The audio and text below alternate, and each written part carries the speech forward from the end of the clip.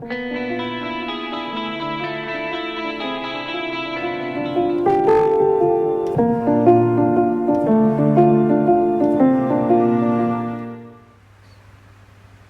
morning, beautiful people. Yes, I'm back in the kitchen. It's Christmas Eve cooking day for me. So, yeah.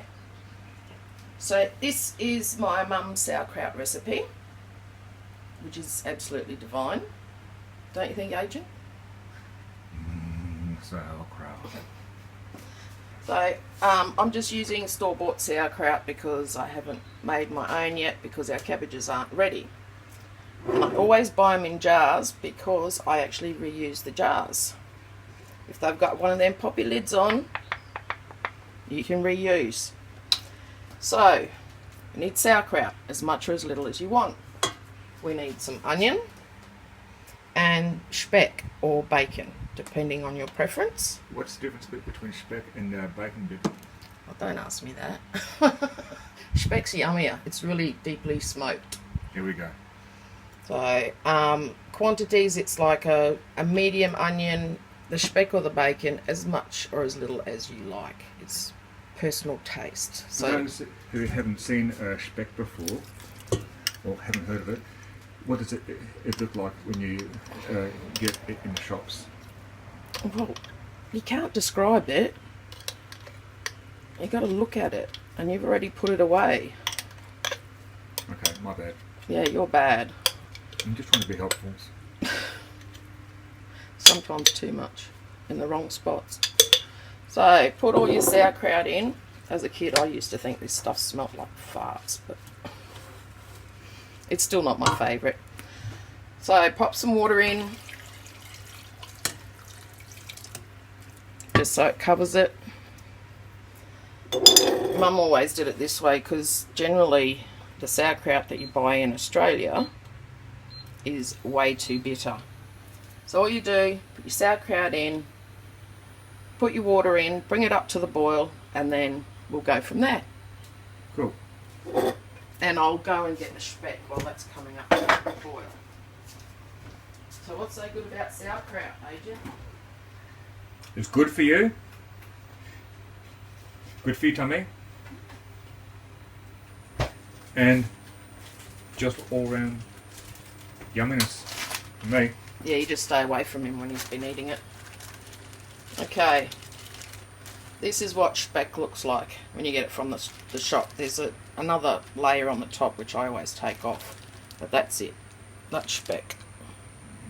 Speck. And I prefer it because you get these beautiful, big, thick pieces in your sauerkraut. Makes it taste even better. Yep.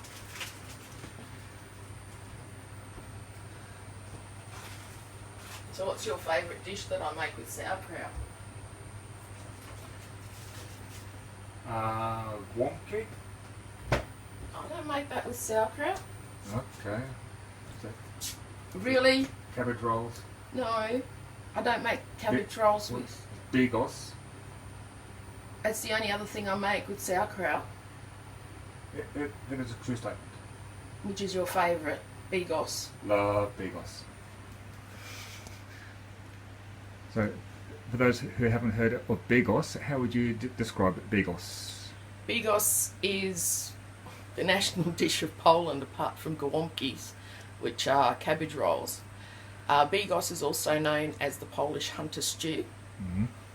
So it's sauerkraut, potatoes, and any sausages that you like. You can put mushrooms in it.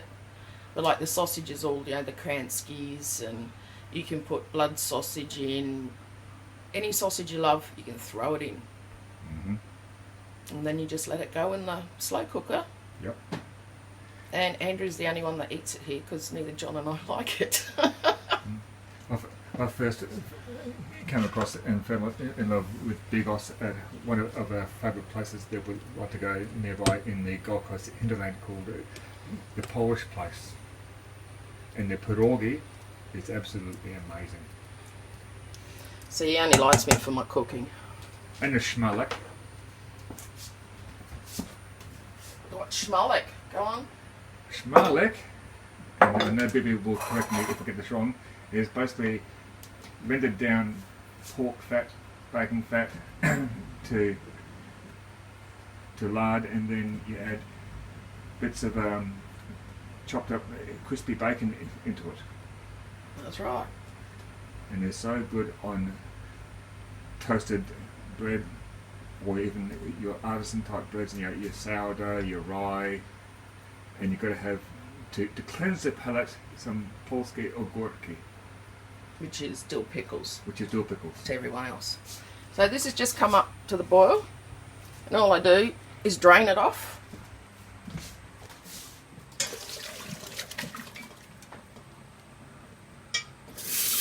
Give the pan a little swish out.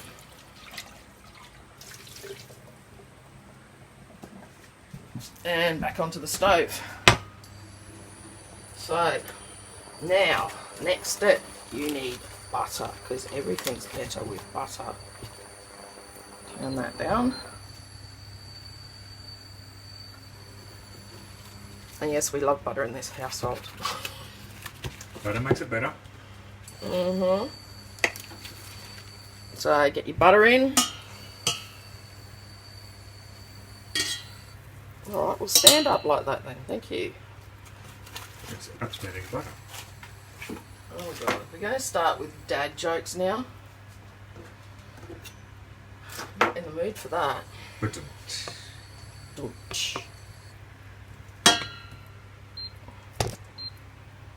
come on, hurry up.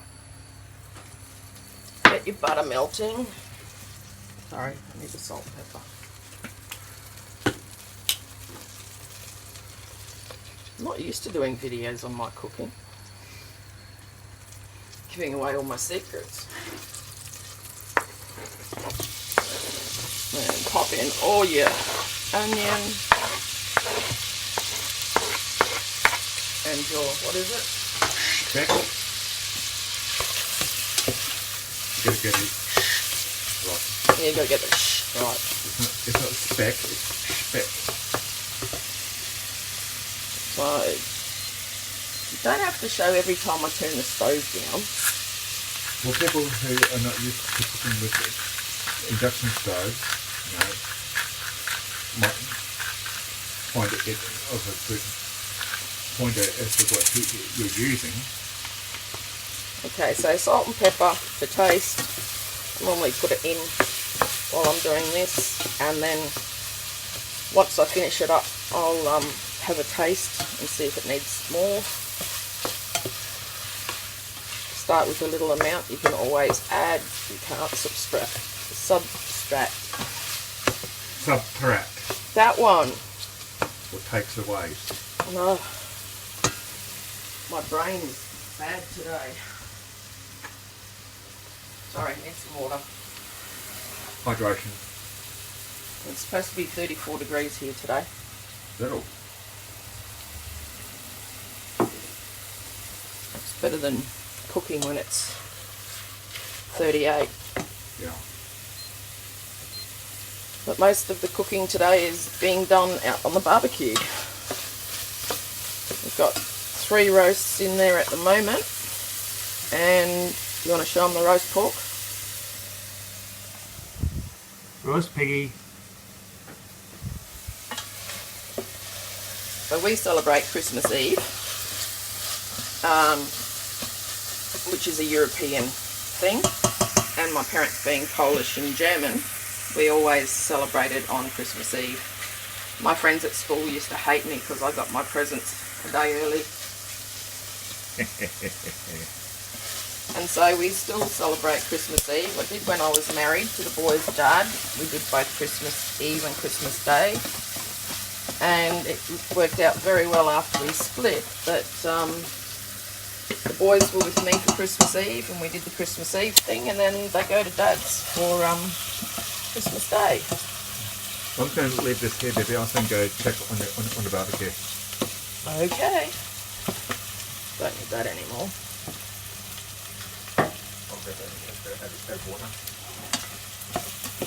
So as you can see, making sauerkraut is easy. Don't ever eat it straight out of the tin or jar. It just tastes revolting. This, on the other hand, amazing.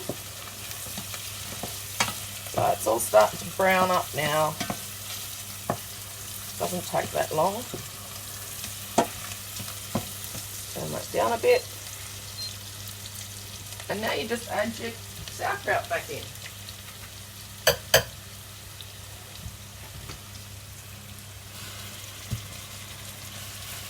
Try and break it up a bit as you're putting it in, because it all gets really packed in tight into the jars.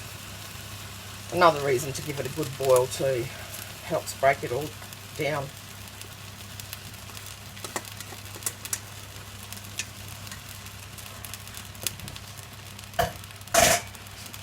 So on Christmas Eve, we serve the sauerkraut hot, but with cold meats. So we've got beef, lamb and chicken all happening in the barbecue, and they'll just be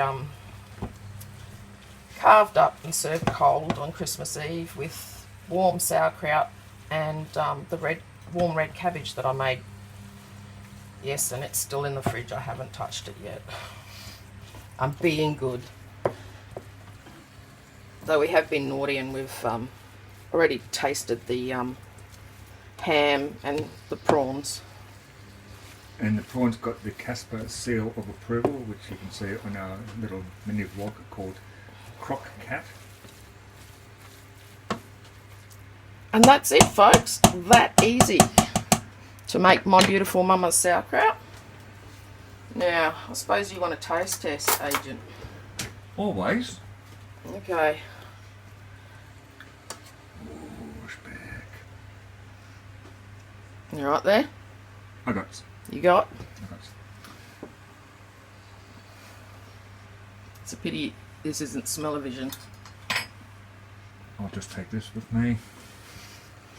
Leave it. No. No. So there you go, guys. That's my mama's sauerkraut. And next on my agenda is, you coming this way? I've already boiled potatoes and carrots for my mama's famous potato salad. It is not Christmas without her potato salad, and I only do it once a year because it takes so long to make. Cool.